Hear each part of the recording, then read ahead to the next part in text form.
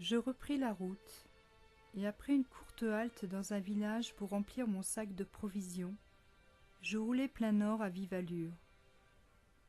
Une demi-heure plus tard, je me garai, resserrai les lacets de mes chaussures, endossai mon sac et m'engageai sur le sentier. Au bout de quelques minutes de marche, je ressentais déjà fortement la chaleur et la sueur commençait à perler sur mon front. Je levai les yeux, ma main en visière pour les protéger du soleil. Me dominant de toute sa hauteur, tel un géant magnifique, immobile et immuable, le mont Skouvo était là. L'ascension me prit près de 4 heures. 4 heures d'effort et à certains moments de souffrance. La montée était parfois raide et le souffle alors me manquait. Parfois, le sentier longeait le flanc de la montagne à la même altitude. Et je me ressourçais en respirant l'air parfumé des essences d'arbustes tropicaux, dont j'ignorais le nom. Plus je m'élevais, plus la vue devenait impressionnante. Je parvins au sommet épuisé, vidé de mon énergie, mais empli d'une satisfaction intense. J'avais réussi à surmonter ma paresse, à mobiliser mon courage et mes forces, à aller au bout de ma décision.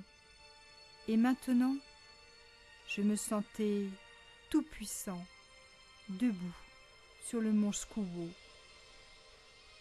Tel un capitaine à la proue de son bateau, dominant des kilomètres de terre, de rizières et de forêts, le vent sifflant à mes oreilles, m'enivrant d'un parfum d'aventure. Pour moi, une nouvelle vie commençait, et dorénavant, ce serait ma vie, fruit de mes décisions, de mes choix, de ma volonté. Adieu les doutes, les hésitations, les peurs d'être jugé, de ne pas être capable, de ne pas être aimé.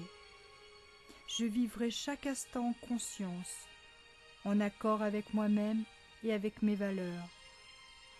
Je resterai altruiste, mais en gardant à l'esprit que le premier cadeau à faire aux autres est mon équilibre.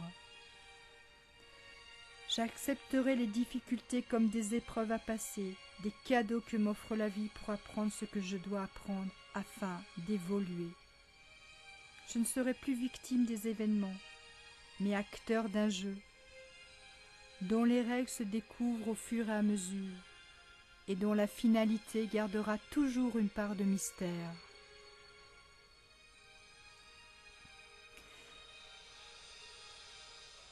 La descente fut rapide, et je fis un détour pour m'asseoir au bord du lac qui s'étendait au pied de la montagne, et sur lequel régnait le temple de la déesse des eaux.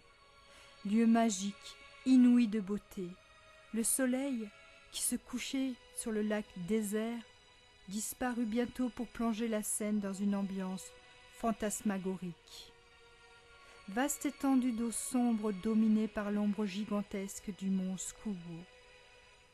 Pas une habitation en vue, pas une âme qui vive, le silence absolu. Et le temple noir à la toiture en pagode se détachait en ombre chinoise sur le reflet blanc des nuages, à la surface du lac. Je restai un long moment assis, buvant la sérénité du lieu, m'emplissant de calme et de beauté. Je rentrai de nuit à mon bungalow, me concentrant sur la route pour éviter les nombreux automobilistes balinés, roulant tout feu éteint. J'arrivai fatigué et léger à la fois. Je rejoignis le bord de mer. La lune montante baignait ma plage dans une atmosphère reposante. Personne. Les familles de pêcheurs avaient quitté les lieux depuis longtemps.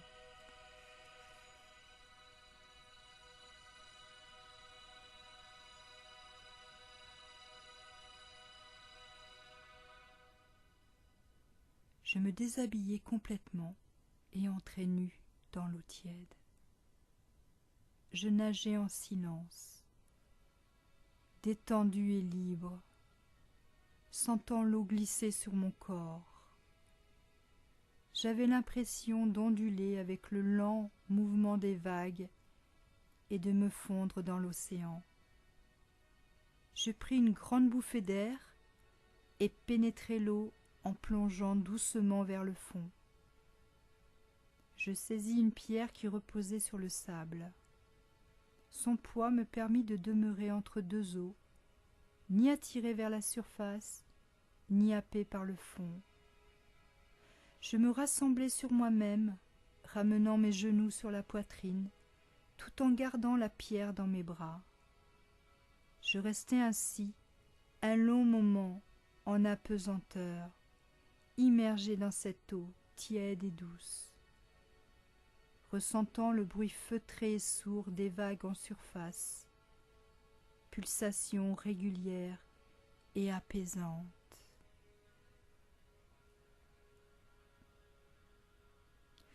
Je me réveillai sur le sable, le soleil était déjà levé, et je ne me souvenais pas de m'être endormi sur la plage. J'avais pourtant mes vêtements, signe que je n'avais pas été porté par les vagues sur le rivage. Je me levai et m'étirai, emplissant mes poumons de l'air pur venu du large. Je me sentais un nouvel homme. Les pirogues des pêcheurs étaient déjà sur le trajet du retour, éclairées par la lumière horizontale du matin. Je fis quelques pas au bord de l'eau, mes pieds sculptant sur le sable des traces condamnées à être effacées par la prochaine vague dans un doux murmure d'écume. Au large, un paquebot voguait, emmenant des centaines de passagers à la découverte des célèbres de Java ou de Bornéo.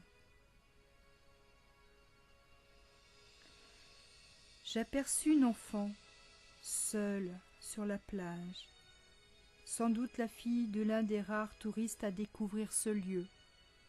Elle avait peut-être 5 ou 6 ans. Munie d'un bâton, elle dessinait avec application quelque chose sur le sable. Elle me vit approcher, et lorsque j'arrivai à sa hauteur, elle me lança un rapide sourire, ne se détournant qu'une seconde de son ouvrage. « Qu'est-ce que c'est » lui demandai-je. « Un paquebot, bien sûr, » répondit-elle sur un ton offusqué, tout en continuant de dessiner.